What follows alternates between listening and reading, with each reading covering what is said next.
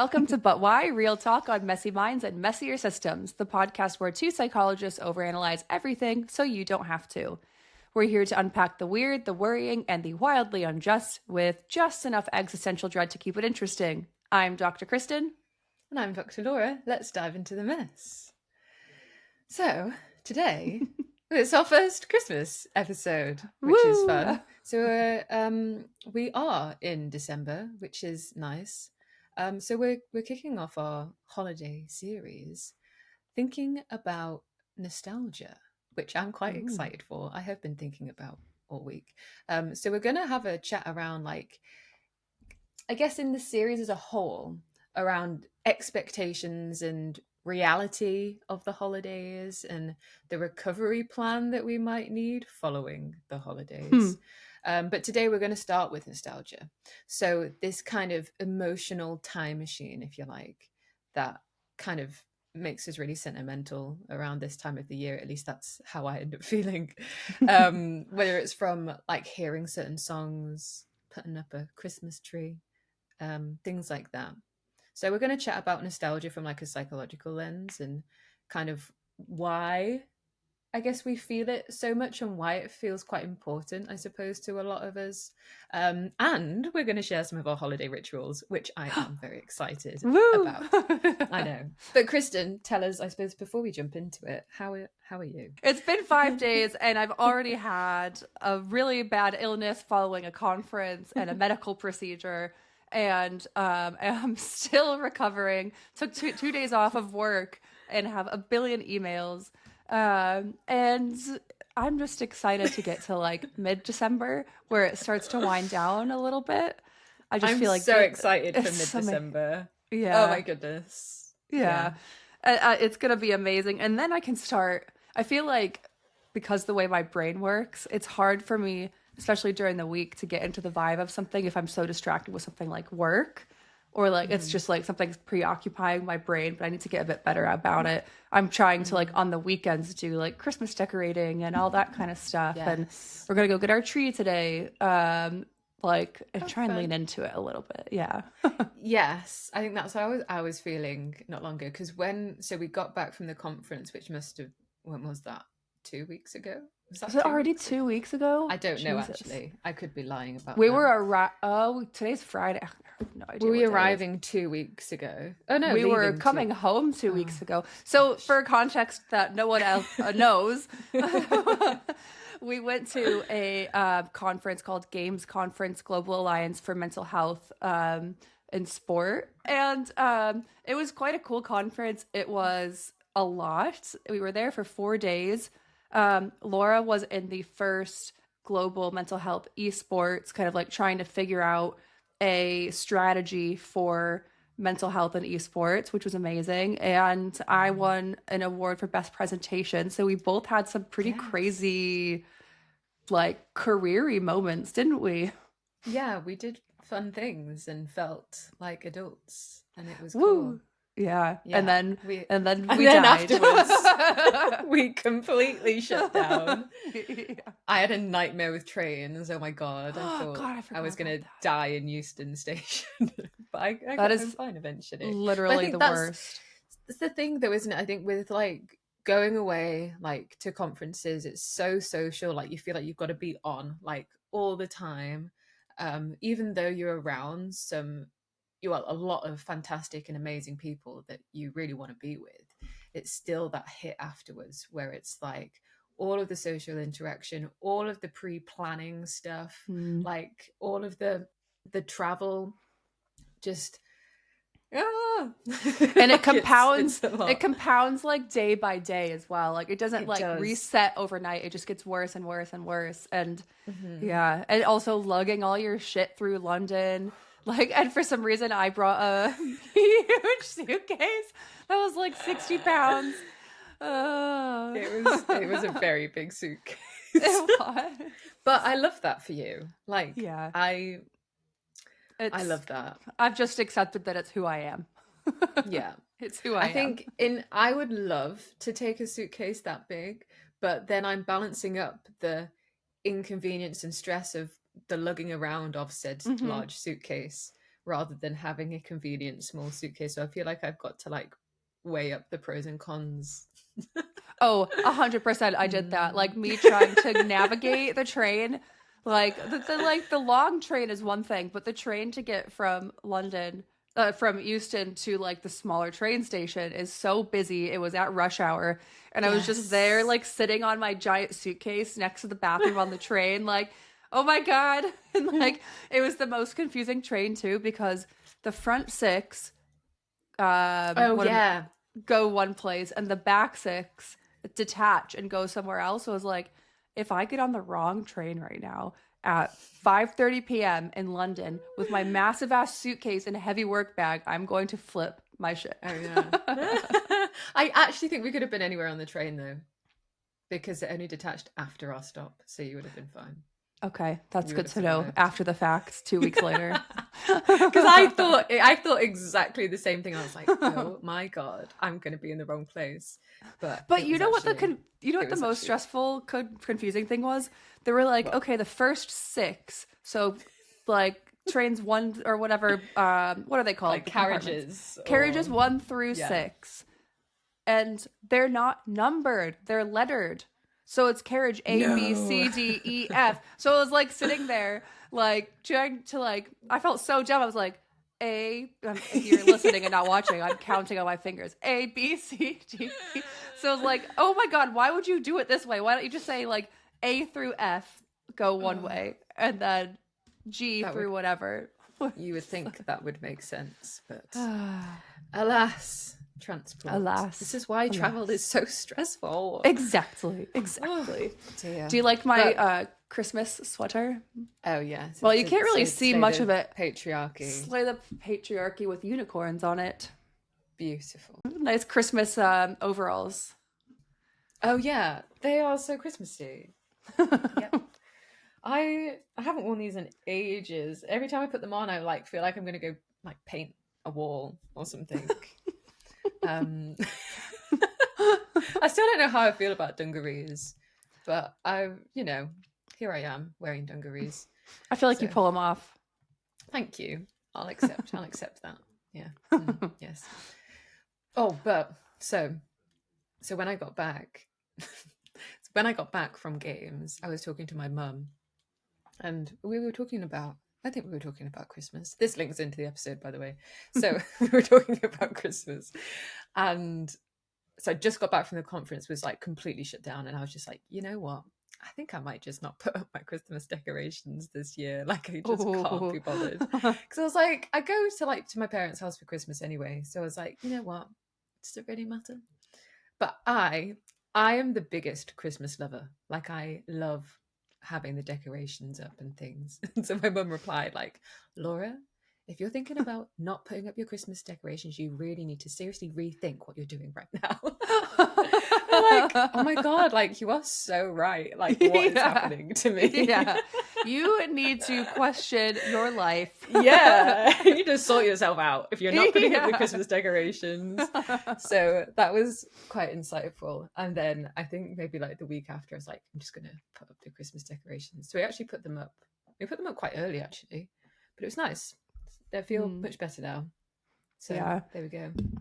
We started ours last weekend. I like to make. I guess we'll save this for the episode.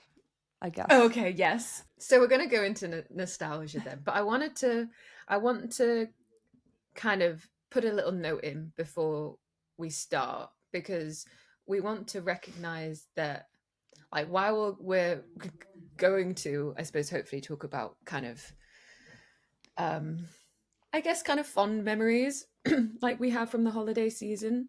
We recognize that for a lot of people around this time of year, it can actually be quite difficult. Whether we have kind of difficult memories that might come up from our past in terms of Christmas, or sometimes even thinking about past loved ones around this time of year can be really hard. So we just want to kind of bring that to light. If you're the sort of person who might find, I guess, talking about nostalgia around this time of year difficult, then yeah, take care of yourself as we're talking through today. But hopefully it can bring up some nostalgic memories for you. I mean, nostalgia in itself, it's not it's not like a perfect record. It's often picking out the things that we want to remember, and so a lot of us, even if we've had some hard times like around the holidays, we'll hopefully have some things we can look at with a bit of joy and bring some fun, I guess, into this time of year.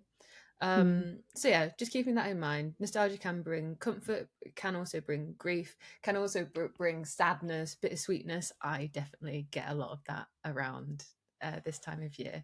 So I just wanted to kind of bring that up at the beginning as almost just a little, yeah, keep yourself safe as we're going through. But we're going to try and be happy for once. We're going to try and be like, we're usually quite existentially. We're going to try hard to make this quite a positive episode. I love how we'll you're like, this episode is about nostalgia, which inherently is emotionally loaded. And you're like, we're going to try not to get existential. Well, oh gosh, it's going to get existential, isn't it? Definitely is. We'll see. Oh, well. We'll see. As you were saying that, I was like, actually like unpacking some of the happy nostalgic memories I have. And I'm like, actually, that does have like a twinge of XYZ. Yes. And it's like everything that is human, it's messy. And so sometimes I think it's almost so messy. Better to not put a rose-colored glass on everything and just understand the nuance of it. But that also might not be the approach everyone wants to take. Some people want to just have a happy memory, say a happy memory, which I totally get. Just one happy moment. I know. Yeah. Oh. So I guess then we'll start with what actually is nostalgia and why does this time of the year bring it up?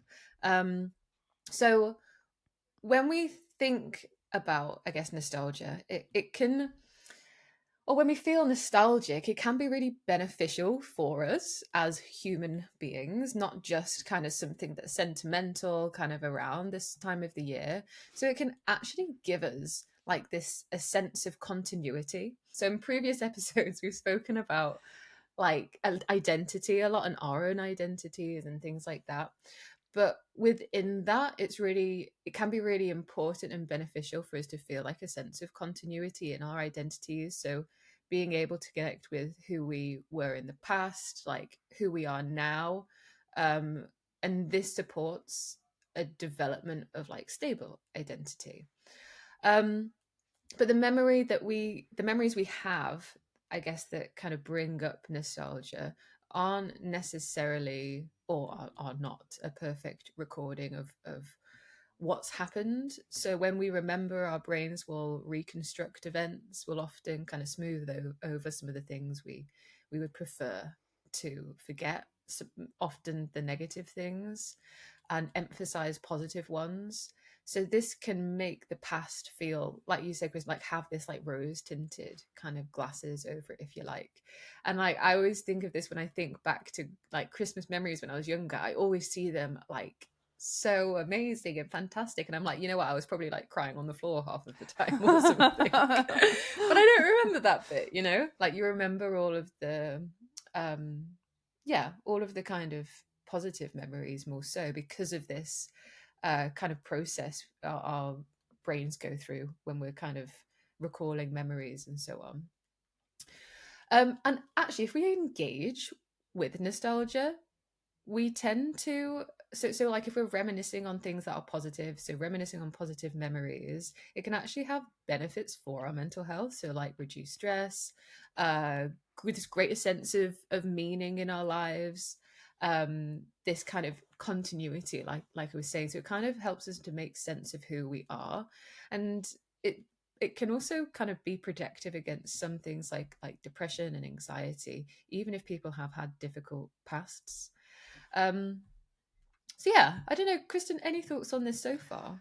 I'm thinking of like why these are so important. These like nostalgia is so strong around the holidays and why these memories. And I'm just thinking about like how important ritual is to humans and how like there's always been, obviously, we say Christmas, talk a little bit about Christmas as like a broader holiday construct, right?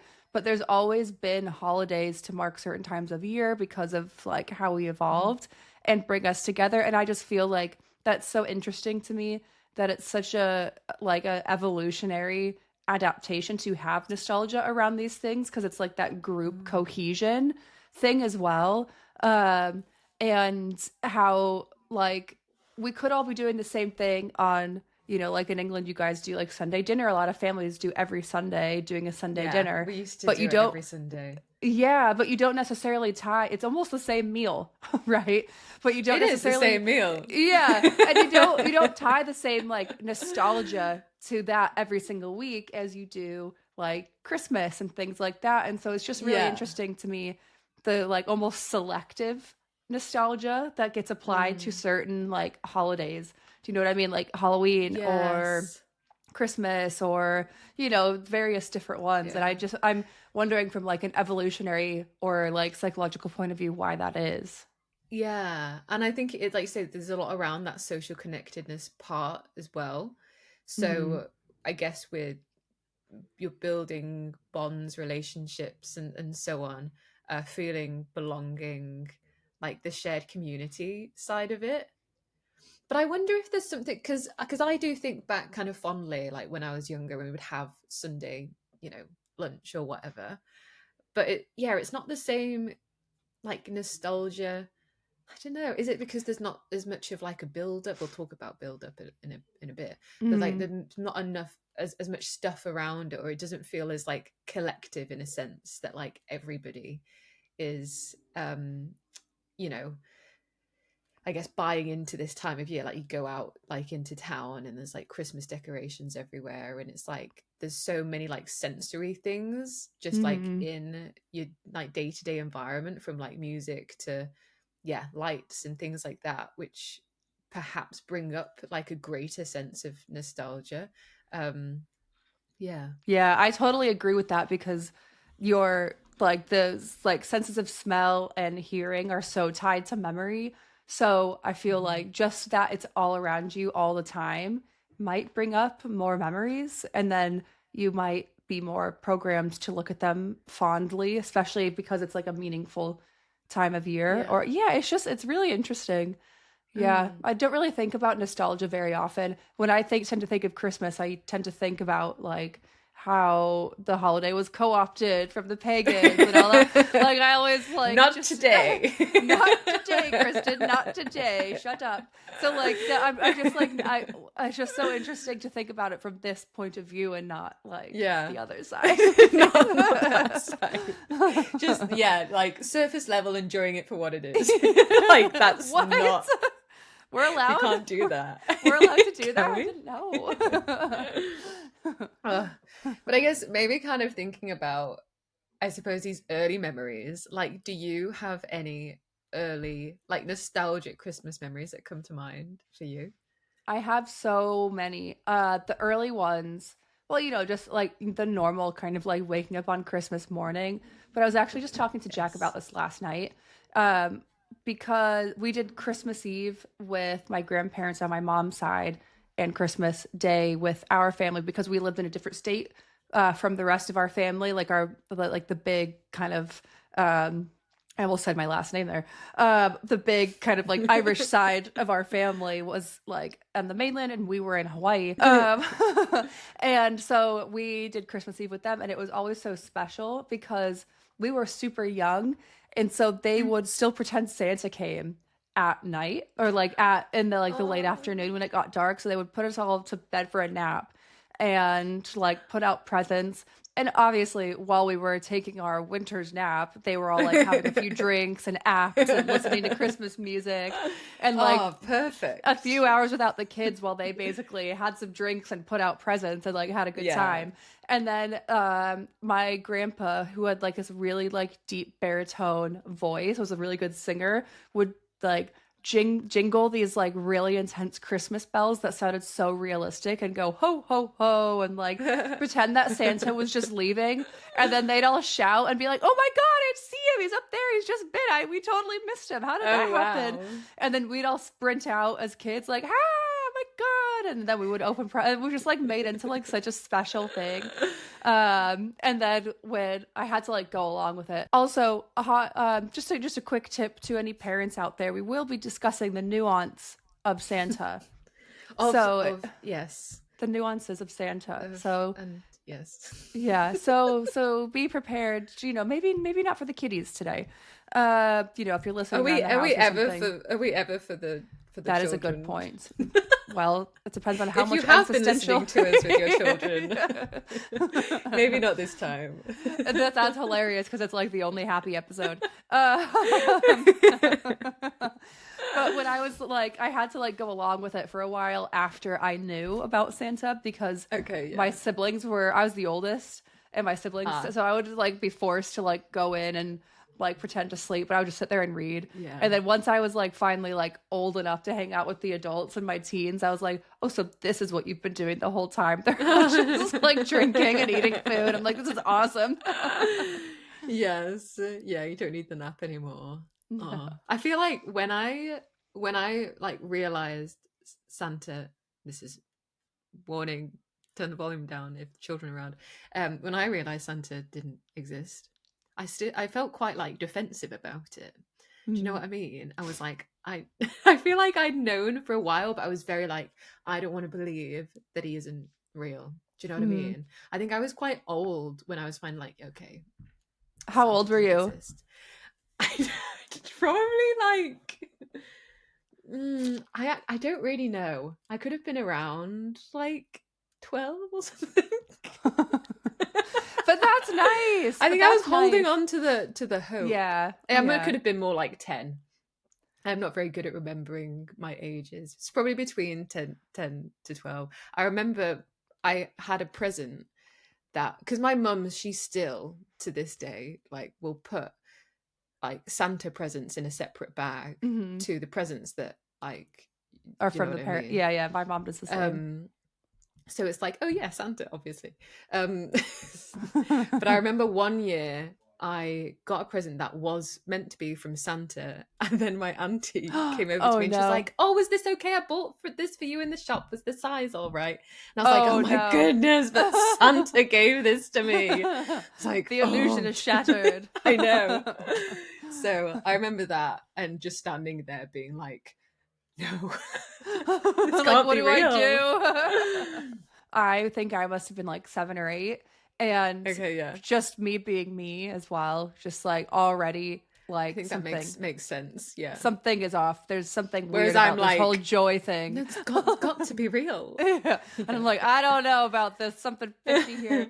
And I was really into spy stuff at the time. I don't know if you ever went through this phase of like into spy gadgets. The things you put on the wall with the headphones and like listening to I loved them. I had like little traps everywhere and everything. So I was like, I'm gonna be a spy and I'm gonna figure this out.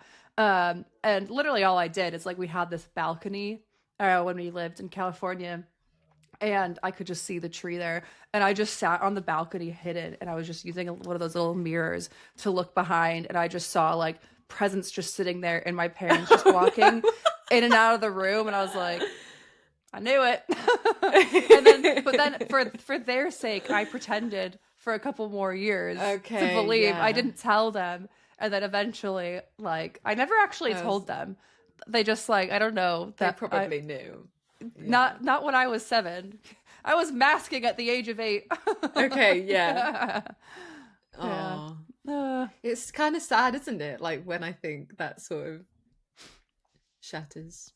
Well, maybe not.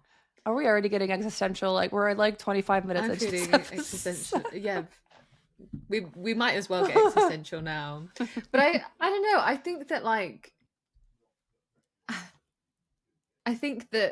there's almost this, at least I always feel like there's almost this like want to believe in something like magical, or you know, something that's like slightly different around like the time of the year. Like it still like my mum, she will still like put the stocking on our like the doorknob of our bedroom doors like before, like, you know, in the middle of the night. Now I can hear it because we kind of go to bed at the same time, but it's still like it still feels like magical to like wake up and be like, oh, there's a stocking on my door. And then me and my sister will go into each other's rooms or whatever, like, and we'll sit in bed together and like open our stockings before we go downstairs, like with everyone. So I think like even if there's certain things that maybe we don't like believe in anymore, there's still nostalgia like within those like you say, the rituals almost that Mm-hmm. still stay alive. So yeah, it's nice. But I guess like on that, I suppose why do we try so hard like to keep this nostalgia alive? And again, it comes back to like what we were saying before around like our identity. So it keeps us connected to our identities, or at least the identities we once had. So whether we were that excited and like hopeful child, or yeah, like an excited version, like carefree version of ourselves, you know what I mean? Mm-hmm. And there's a nice quote I found when I was like doing some reading up around this. So this is so it's a quote from T.S. Eliot, and he described nostalgia as, so you are not the same people who left that station or who will arrive at any terminus. So it's this idea that we wake up every morning as a slightly different person, like a slightly different version of ourselves. And I think that can sometimes be quite hard in a way, like to think about how we are kind of changing our identities, I suppose, is shifting in a sense so often. Mm.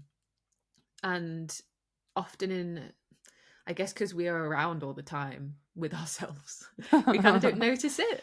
Like I think about like my past self, or like my younger parts of myself, and sometimes can like feel sad that I'm not like more like that person, or not as connected to that person. And I think around this time of year I feel so much more connected to my younger self. um yeah. Mm. I like, yeah, I think that's such a cool way of looking at it, because you really don't reflect on the younger version of yourself very often. And it's also I fun. do too much. Yeah. Well, not like the happy, yeah. I only like compare it to like every once in a while. I'm like, oh yeah, I used to do that, and that was masking, or that was Oh maladaptive, or yeah, that was that. you're I only right. The do it things that then. were like quote unquote weird. Or Yeah, yeah, whatever. yeah, yeah. But Yeah. I don't really think about like the person as a person. I don't think about like her. Do you know what I mean? I think about like Oh, I do. behaviors. Oh, interesting. No, I think Because I about find it her really as her. sad.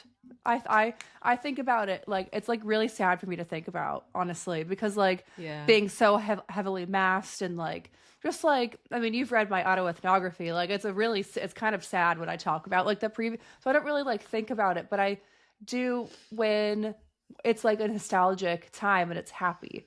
So obviously I'm engaging in Yeah. some avoidant coping mechanisms there, but we don't need to dig into that today. Yeah. So do you think it makes you feel, so it makes you feel more connected, but in a positive way, I guess, Yeah. to your younger self? Yeah, I think so. Just like the fun things that it's all, yeah, I think so. Mm. I'm trying to think. Like I don't really know. It's Hmm. hard, isn't it? Yeah. Because I think we can also feel like the sense of nostalgia without necessarily thinking about our past self or like our younger selves. Hmm. But I definitely have some memories that stand out where I am very much thinking about like me as, I don't know, like that 10-year-old or whatever, or um yeah. And with kind of thinking about, or almost like in a sense we can be like meeting ourselves from like previous years. And I think also because obviously it's kind of cyclical and marking time, we can even think back to just like last year, like where were we at? So it can be quite like reflective in like a positive way to yeah, mark that point in time. And I guess it's the same with like things like the new year. We start kind of thinking and planning of what we want to do next and what's important to us, and all of these sorts of conversations start to come up, along with perhaps that like reconnection with our identity. I think that's so important, because like, especially because we are so aware as humans. Well, some of us are, others are not. It's really important to have, it's really strengthening. It's really like, it feels like stable, because you're evolving a little bit every year, right? And so Yeah. these let you reflect on who you were a year ago, 5 years ago, but also give you that through line of identity at the same time. Mm. So it's extremely comforting psychologically to actually engage with growth on that level, Yes, unless like totally. instead of something like you know, something that's really challenging, maybe that you're going to like therapy for or something like that, there's less positive emotions tied to reflecting on the past and like that through line. Yes. So it like brings us back to ourselves in like this kind of potentially like slightly softer kind of Mm-hmm. way, in a sense. And I think that one of the things that I guess allows us to do this is by engaging in rituals, right? Mm-hmm. So the holiday nostalgic rituals. And Kristin, you have some amazing rituals, and I would love for you to share with us what are your rituals, and I guess how they keep the nostalgia alive. Well, the first one I love is well, being autistic, I love a ritual. Maybe that's why I love every single holiday Yeah. so much, is because I can just engage. It's like socially normal to engage in a ritual like Yeah. constantly. And I love the ritual of just like coming down on Christmas morning. I just love that feeling. Like I have Yes. my special Santa coffee mug and I have my coffee and then doing the stockings. And then I just love that feeling. And it still feels quite magical to me, even though it's literally just me Yes. and Jack. You know what I mean? A newer ritual that Laura has recently been made aware of.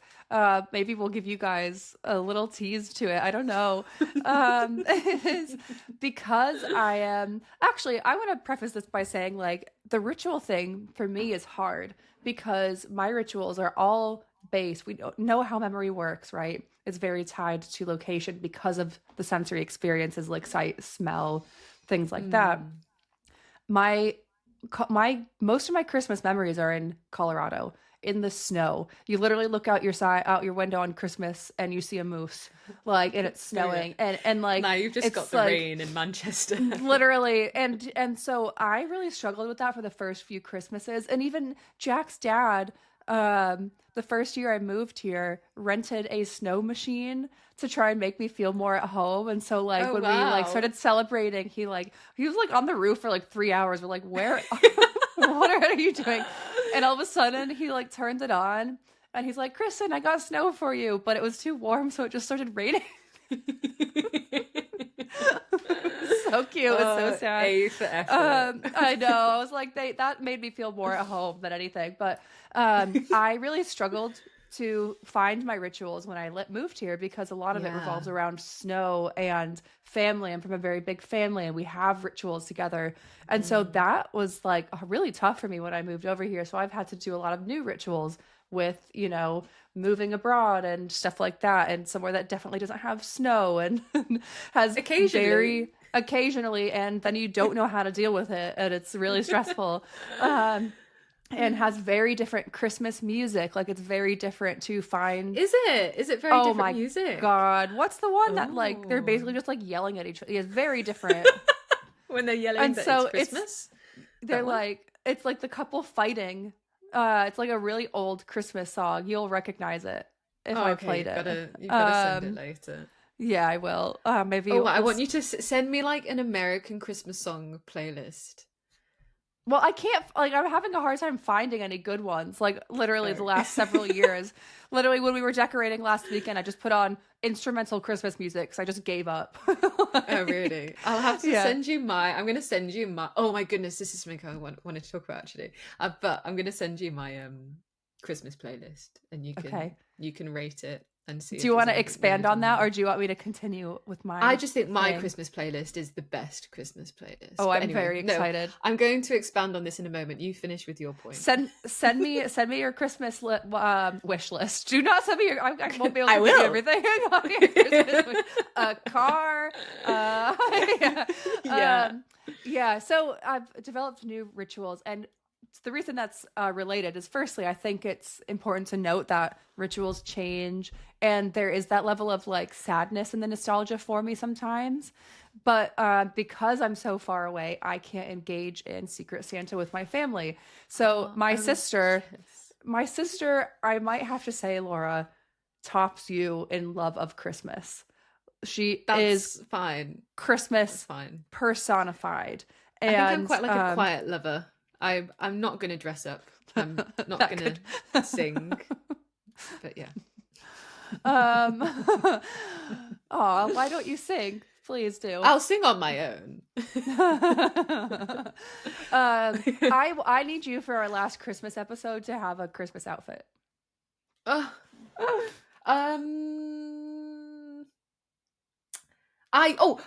Oh, no, sorry, I can't. Think about it. I was thinking there's something. No, I can't. It's present related. So Okay. for my sister. So if you're listening, Hannah, yeah, it's your fault. I can't wear an outfit. Yeah. Okay. Well, we'll think of something. Where was I going? Oh, yes. So she was like, okay, well, will you be in charge of, and this is only 2-3 years old, of like doing the Secret Santa like stocking announcement to everyone, which she usually sends out this like cute little like Christmassy message to people, like, you have XYZ, here are the things. That doesn't really make any sense what I just said, but that's essentially it. And so me being me decided to escalate it significantly, and very significantly and started making like videos to send to everyone as like a mission to do like a Secret Santa thing. So I do that every single year now. And it started with like me being like an elf at the North Pole, and like the Krampus was coming. And if you didn't get your stocking on time within like the $30 limit or whatever, the Krampus was probably going to murder Santa. Oh my goodness, that escalated quickly. It did. And that was the first one. Oh no. This year was a James Bond theme, as you have seen the video, Laura. I saw this year's and I saw last year's as well. That was fun. So Laura has had the interesting experience. You learned a lot about me, I think, from those videos. That's not a side I let many people see. I love that side. I wish I could be more like that, but that's where my fear lies in that area. I might give you guys a little look into my outfit for this year's video if you keep watching our episodes, our Christmas episodes. Yes. Fun. Motivation to keep going. Stay with us, guys. You might get some Christmas outfits. Oh yeah.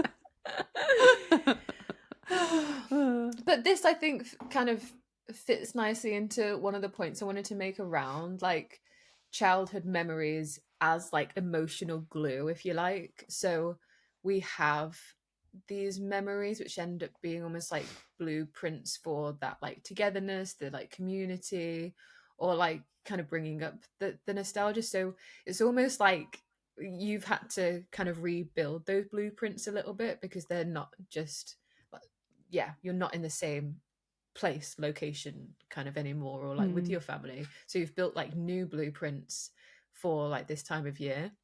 And I guess like on the flip side, like I've apart from 1 year, I've always had always had Christmas in like my parents' home, if you like, or my home. We only moved once, so literally I've had Christmas in 2 houses, and then once we were away, which we were all very upset about, so we never did it ever again. So I think that's kind of for me like it is very like a lot of childhood memories, because we just basically do exactly the same thing every single time, and it's great and I love it.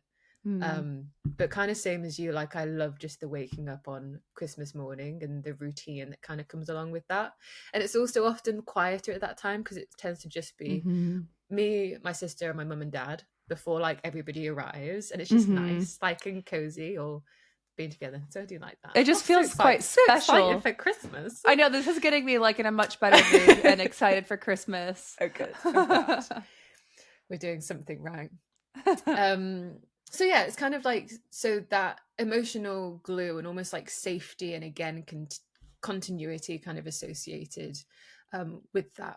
I think something else that I find brings up a lot of nostalgia is just around like Christmas films and the films that I watch. So me and my sister are big Christmas film watchers, and we tend to have to message each other like, which films do we need to save this year, like to watch together? Because I'm going to go through, like, I've already started watching Christmas films, so I need to be like, which ones should I save? I've already watched Home Alone and part of The Santa Claus. The Santa Claus is my favorite Christmas film ever. Me too. It is the best. So, okay. I don't know if this is the direction. I don't know if this is the direction you want to go. Like, do you want to talk about like movies now? Like what we do? So I love Christmas movies as well. I think it's one of the ways that I get into the Christmas spirit. I have a ritual where, when I'm wrapping presents, I put on like a Hallmark or Netflix Christmas movie. Yes. And that's what me and my sister do. We buy presents together for everyone, so we can kind of help each other know what to get or whatever, and can like spend a bit more.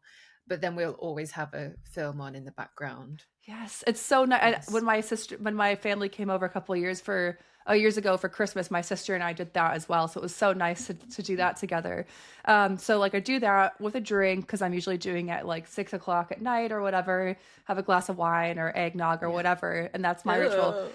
Oh, you don't like anything good. Have you ever had eggnog? I don't know, actually. No, I think I have. You don't sell it here. Is there eggs in it? Is it that the point? Yeah, I'm just checking. I have to make homemade eggnog here because it doesn't exist in this country. So what's in it? I imagine it's just like egg and milk. I'm not gonna tell you because you might just puke. Well, okay, yeah. It's delicious. You can only have like a tiny bit. When I do it, it's mostly spiced rum. So in it, it's beautiful. I drank too much spiced rum in my university days, and now I can't really drink it anymore. What university student does that with spiced rum? Like tequila, fine, vodka, normal, even like a cheap whiskey. Spiced rum? It was spiced rum. Yeah. That's so funny. I know. Oh my God, that's amazing. So yes, The Santa Claus is my favorite Christmas movie. Like the beginning of it with the song at the beginning, and it just makes me feel Christmassy. Yeah. So I watched that on It's Hark How the Bells. And yeah, oh my God, I love it. And so every Christmas Eve I watch that no matter what, and make like a nostalgic meal that I'm not going to tell you about because you're going to think that's weird too. Will you tell us? It's cream cheese on toast, which you're going to... That's fine. No, I actually don't mind cream cheese. Hot chocolate. Not separately. Yeah. No, yeah, they're not like the same thing. I mean, you can dip it. If you dip it, it's delicious. And you can't knock it until you try it. Because Jack thought it was weird and he loves it. I can see how that could work, because cream cheese, cheesecake, chocolate cheesecake, cream cheese on toast, hot chocolate. I can see why it would be good. As long as there's not salmon on the cream cheese. Oh, why do people do that? I don't know. It's horrible. I can't wrap my head around. No, absolutely not. Oh.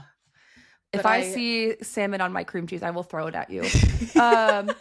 But you know what I just realized, which is really upsetting about the Santa Claus, and I realized it when I was just like doing some This is what happens to my nostalgia, is applying my new knowledge to my nostalgia and just thinking about how the Santa Claus is literally just a trope of that shitty ass dad who doesn't do anything, and he does one good thing and he becomes like the hero Santa Claus. It's the nagging mom who's divorced him and she sucks, and married a psychologist who they just make fun of the whole time, even though he's really woke and he's just trying to help this kid. But then everyone gaslights this poor kid and like want to send him to like a mental institution. I'm like, what the fuck? You're so right. But I'm Neil. I'm gonna compartmentalize that. Neil. Neil has the best sweaters. Neil. And really does. Yeah. I showed you for Molly's, so for my sister's. You were Bernard. Yeah, I was Bernard. It was a good one. And fantastic. I felt very magical. Yeah. Love it. Have you seen this TV series of the Santa Claus, which came out like last year or the year before? No. It's actually a good watch. Yeah, maybe I'll give it a go. You don't look convinced. That's fine. Just stick with Santa Claus 1. Why do you It's love fine. Santa Claus so much? I actually don't know. I think it's just a film that, like, it came out. I think it came out in 1994, which is when I was born. So I think it's just a film we've always watched. I think we had it. We had it on you know, when you would record, you'd put in your what do you even call it? VHS tape? Is that what Oh it yeah, is? yeah, yeah. You'd put it into the telly and you'd like Yes. be able to record. So my dad had done that and recorded the Santa Claus. But I think we usually miss, you know, like the first couple of minutes. So it's just normal for me to like miss the first minute. So probably the bit where like your favorite song That's is the playing. best bit. I know. So like I remember when we would like then go on to watch it on like a streaming platform or whatever, it was like, oh my god, there's like more to this film than what we've seen before. Because have you tried to spot all the elves in the beginning? Because you can see all the Oh, elves. I know what you mean. Yeah, Yeah. But I think it's just something we've always watched, and I don't know. It's just got such good vibes, such good songs. I love his dinosaur pillowcase. There's just so many things to love about it, and then I do quite love the like music in it. the ones. The second one's pretty good as well. But anyway, but yeah, it's just something we've always come back to. Another one I wanted to touch on briefly because I have a more current point I wanted to make was The Grinch, right? So The Grinch with Taylor Momsen and Jim Carrey. And I wanted to bring this up because Taylor Momsen just brought out a Christmas album. I don't know if you've seen or heard. I saw her singing at the Macy's Day Parade on Thanksgiving. Yes. Yeah. I love Taylor Momsen. She's awesome. But if you love The Grinch and you're after some nostalgic feelings, go listen to like the Pretty Reckless's new Christmas album, because they like they sing the, you know, the Where Are You Christmas song, but the first track they start with kind of Cindy Lou Who singing, you know, so when Taylor Momsen was really young, and then they kind of merge it into Taylor Momsen now. And then they do it the other way round in the last song. So they start with Taylor Momsen now, and then they end with her when she's really young, and it just like gives you like a fuzzy feeling, and it's like, oh, this is so sad. Wow. And obviously the line is like something like, did Christmas change or just me? And then it's her voice kind of change it. Oh my god, it's great, it's fantastic. And she also has there are some pretty good other Christmas songs on there too. So that is my Christmas album recommendation. I'm gonna have to look into that. I didn't know it was a whole album that they released, so that's awesome. Yeah. So yeah, fun times. Get some nostalgic feelings. You know what I also I never understood as a child why the Grinch, like I understood that he stole presents and that was the bad part, but like why was everyone so like, I never thought that he was properly the bad guy. Everyone was just really mean to him and he just wanted to go live alone. And people were just because he was different. That was it. Just because he was different. He didn't really do anything wrong. He just got made fun of. He was a sweet Grinch. He was trying to make the girl he fancied a Christmas decoration. And then everybody made fun of him and shaved his head. Assholes. You know? I know, right? God. We're going to get angry now. I know. And to turn the tide, I might watch Elf this weekend. I love Elf. Ooh, I love Elf as well. It's I a love fun Zoe one. Deschanel. I know, yeah, she's great. Do you ever watch New Girl? Did you ever watch New Girl? I have watched bits of it. I wouldn't say I've obsessively Oh my god, watched. I love New Girl. It's one of those like repeats that we have. Like if we just need something easy to watch, definitely watch it more. Okay, I will. I'll add it to my brain list. So where do we go now? So I guess we've spoken a lot about nostalgia, and I guess how media shapes it, how films shape it, how our rituals shape it. And I guess I wanted to kind of briefly touch on before, briefly kind of touch on the reality in a way. We're going to talk more about this next week. But often the reality of things when we get to, say, Christmas Day might not match the memory. Sometimes it does, sometimes it does not. So the nostalgia kind of beforehand can feel really comforting, but it can also be painful, I guess, when we get into the moment or into the experience in the present and it doesn't really match what we had in the past. So this idea of like a perfect holiday ideal kind of becomes something, or like a standard that we're measuring ourselves or the holiday period against. And if we don't meet this level that our nostalgia has been um, setting things up to be, setting our expectations up to be, then it can create quite a lot of like guilt and pressure, uh, Mm. and comparison against just our own holiday experiences around this time of year, which can be stressful. um You know what I yeah. think the most stressful part for me? Not most stressful, because I think that's also something I want to come back to. It's like creating that pressure on yourself. Like if you can't give yourself those same emotions that you perceived that you had when you were like 12. Yeah. But what's also really upsetting is recognizing it's upsetting for ways that I'll get into, but like is realizing that the magic of Christmas was really just like how committed your if you're lucky enough your parents, but in a lot of people's um situations, your mom. The magic of Christmas was your mom because I've seen and you still see it, right? Like men forgetting to give their wives Christmas stockings or she has to do her own. Oh, really? Like just like and a lot of it is just like realizing that it was actually just a lot of unpaid labor on the mom, just like spending so much time doing all. And so that was kind of sad for me. But like also like I'm sure a lot of moms love doing all that. Do you know what I mean? But like there's always the dads like that. It's like so common that it's a trope that's supposedly funny is like, oh, I didn't even know we got you that. It's like the dad, like, oh, I'm Oh, just as yeah. surprised as you are. And but then also, I don't know if you want to touch on that at all. Otherwise, I can just move on. No, I think it's a really nice point. And I'm wondering, I think that would be good to talk about in the next episode around like the stress that comes along with that, with maintaining expectations. It's almost like sometimes I guess the mum in the example you've given is it's like that the swan, like on the top it's like everything is fine, but underneath Hmm. like it's manic, like trying to get everything sorted, but on top you're trying to keep everything magical and happy and so on. um yeah, Can but we it's a lot. can we add like a little section on? Sorry, I'm messing around with my little Bulbasaur. Oh, that's Um, fine. gendered expectations for next episode or the one after. Yes, Because of I think course. that would, yeah, I've been thinking about that a lot lately. Surprise.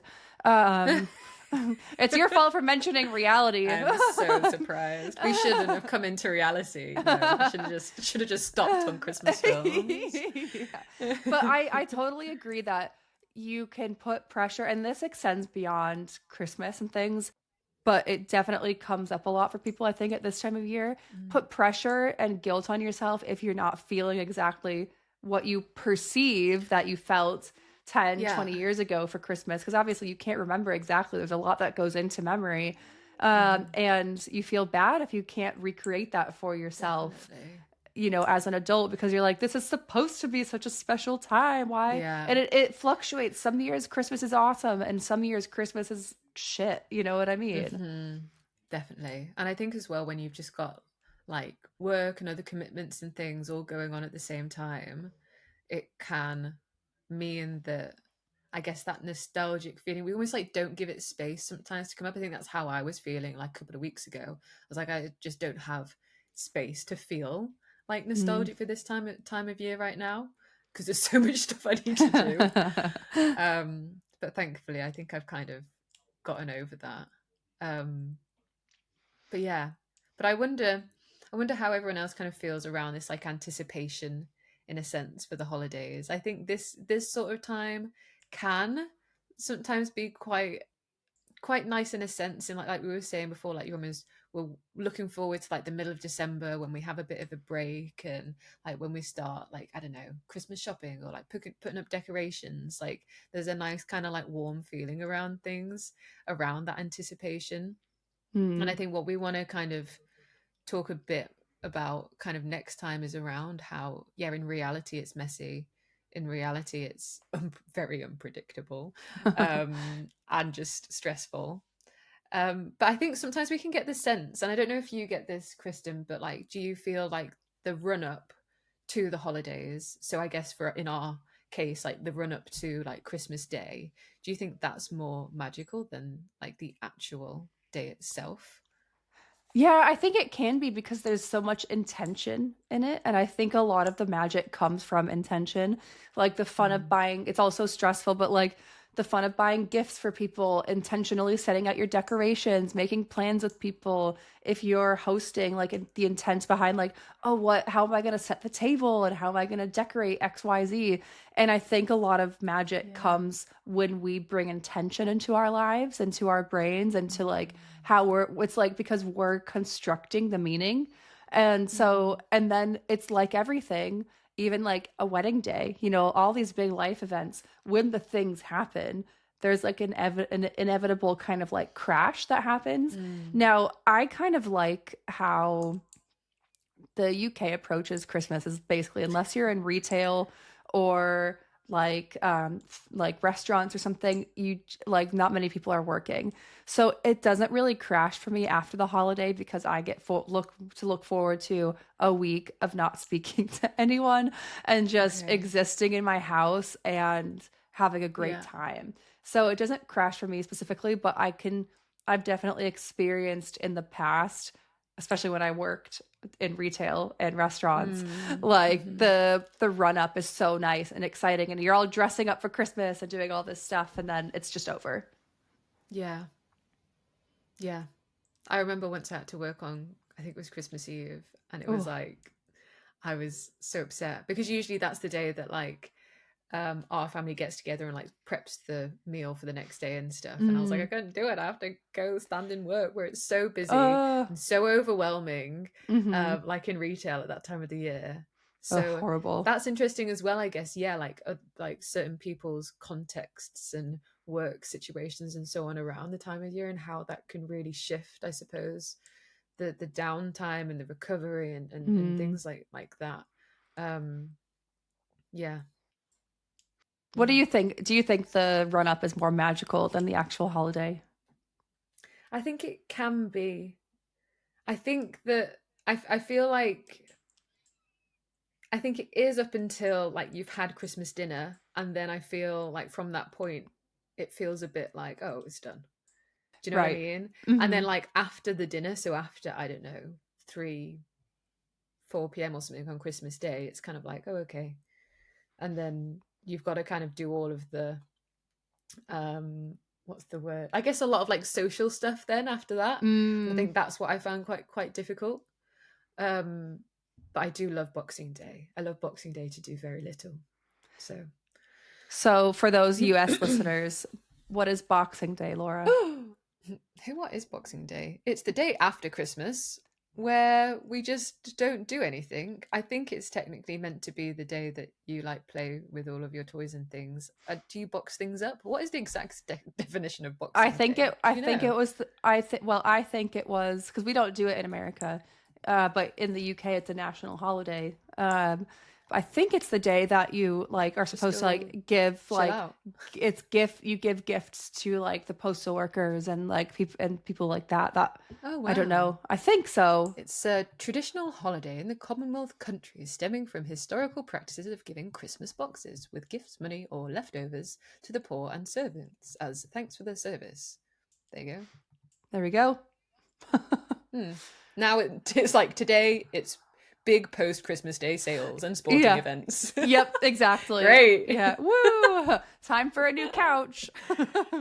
Yeah, I just can't wrap my head around that at all. It's No. like you've gotten so much stuff on Christmas, and then it's like, I'm going to go do some more shopping. Yeah. But Yeah. maybe that's some people's traditions and nostalgia in doing stuff on Boxing Day. You know what I Half mean? of our traditions are due to capitalism. So, but we don't need to get into that. This is the fun episode. Let's, well, get into capitalism.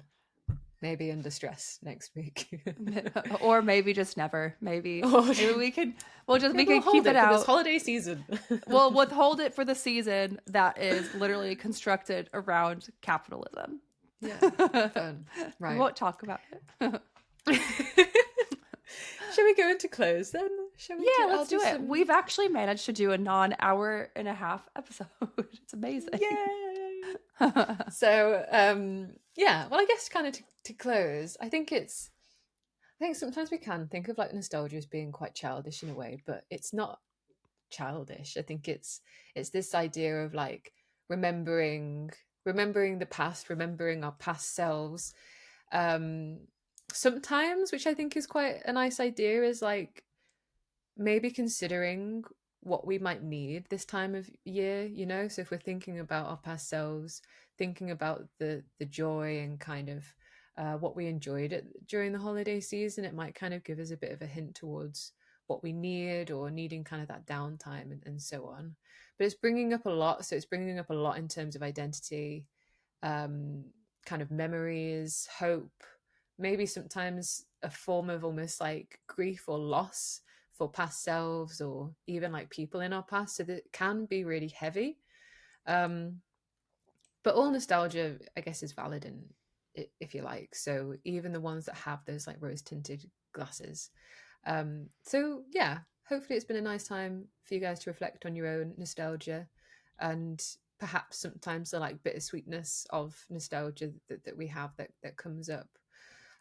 So next week, so for our second episode in this series, we're going to talk about what happens when the holiday, or the anticipation for the holidays, meets the real holiday. So we're going to talk a bit. Oh no, not the real holiday. We all just, yeah. Anyway, expectations versus reality kind of vibes. So we're going to talk a bit about the stress that surrounds the holidays, and maybe a little bit around the stress, I guess, specifically as like neurodivergent people as well, and how that kind of plays out during the holidays. This will be my first Christmas where I've had my diagnosis, so I'm kind of interested to talk about that and see where we go. I'm excited to talk about that because it totally changed my perspective on holidays. Fun. Yeah. Oh, I cannot wait. So we'll talk about that. Sensory stress, social stress. But you know. So yes, so we shall see you then next week, as we hopefully start to ramp up our Christmassiness even more. Wait to see what my outfit is next week, guys. Hopefully it's a little bit more exciting. Maybe Laura will wear Christmas overalls / dungarees. Maybe I'll get a Christmas scarf. I don't know. I love how my dogs have more Christmas accessories than you do. Yep, they really do. I'll try my best, guys. I'll see what I can do. Well, with that in mind, thank you guys so much for listening. As always, we probably left you with more questions than answers, but that is the point of this podcast. We did love digging into the messy undercurrents of holiday nostalgia. If you have any thoughts or questions, we want to hear it. Please drop us a comment or give us a message or tag us. And if there's something you want us to dig into next, get in touch. We are looking for our new year, our January topic. So please get in touch because we're up for a new rabbit hole to start off the year. If you liked this episode, please don't forget to like, rate, follow, scream about it from the rooftops, whatever your platform allows, and tell your friends.